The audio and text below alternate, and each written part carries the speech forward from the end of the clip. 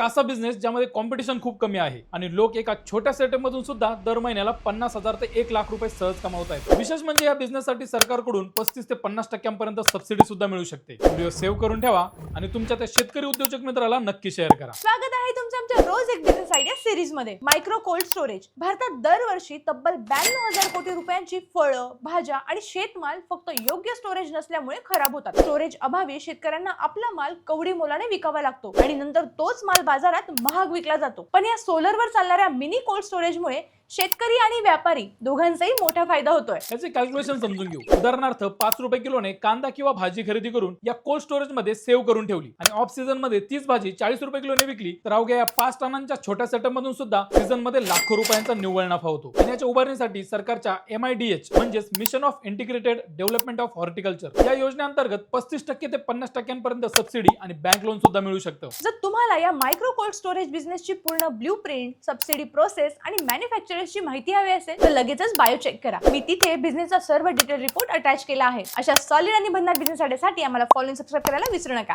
धन्यवाद।